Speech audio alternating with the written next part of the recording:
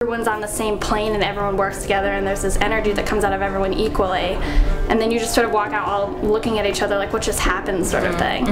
Because usually I have very complex rhythm and change, but the constant change for me is not just learning the step, but learning about life.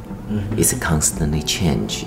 One day things will just click, and it'll just make sense. That's how repetition in his class works well, because it's like the first couple classes that you learn a sequence, it is for movement and to get the sequence. But and then you can like dig deeper and find something else, and you realize a couple weeks later that's completely different sequence than it was first time.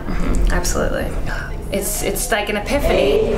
1, 2, 3, 4, 5, 8. The last part of the class, which I call B, and which is just be who you are, which is you understand the meaning for you while you are dancing.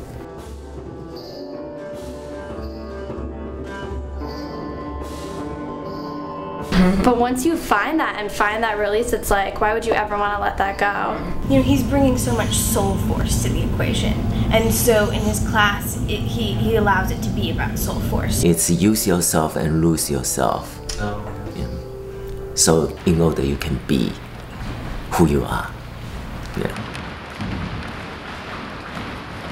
I want to communicate through my body or maybe through my work, and sometimes you feel, as I always say, dance is a community, and it's sometimes very lonely, very difficult to speak by yourself.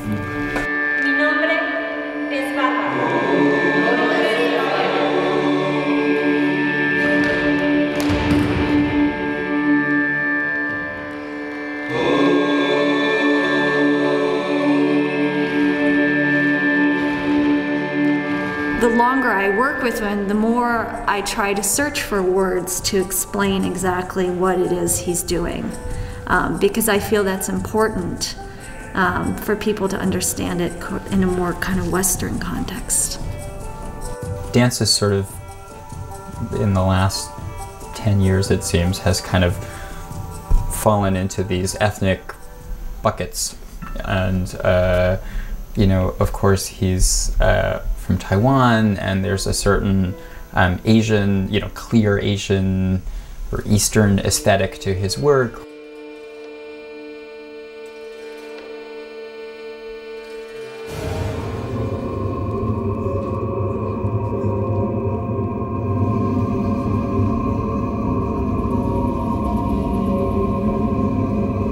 He's so concerned with the breath and the dynamics of movement. There's an inherent drama to his work, the use of energy. He has a very strong dynamic.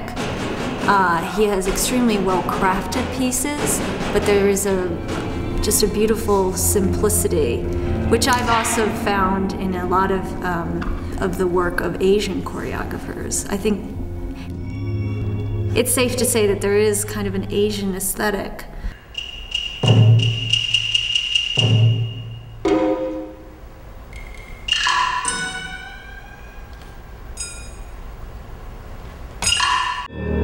There's the land of lost content, the story of the Tibetan struggle for freedom, and it's one of our signature pieces.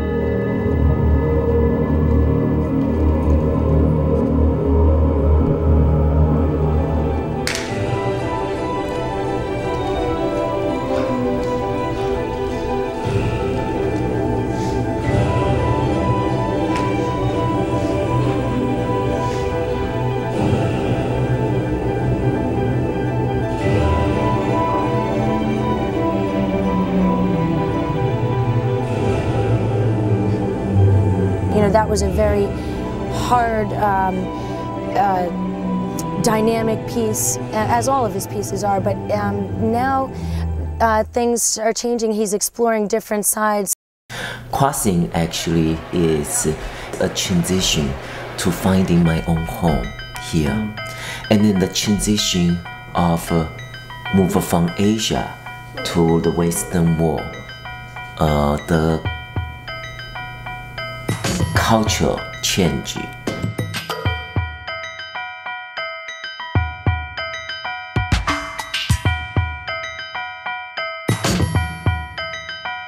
I think each work when I create is always have a sense of a transition.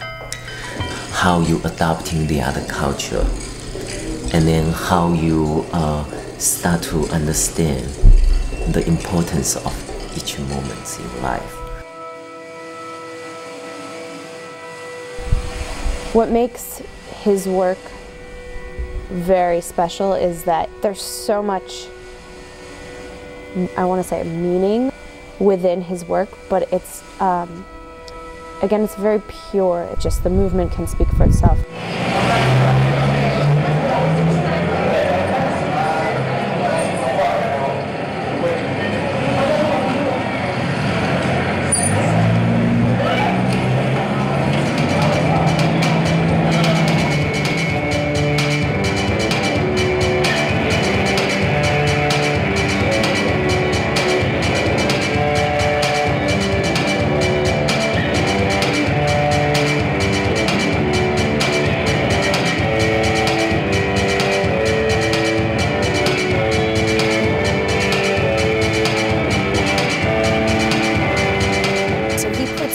A bit of each dancer in each of his pieces. He takes something from them to make it, you know, much more organic, so that it's not just, I want you to do this step and learn it my way. He'll change it and mold it to fit the dancer, which I love. You know, it's a real pleasure to work with someone who, yes, he has a very strong artistic vision, but he lets us have a very strong artistic vision as well.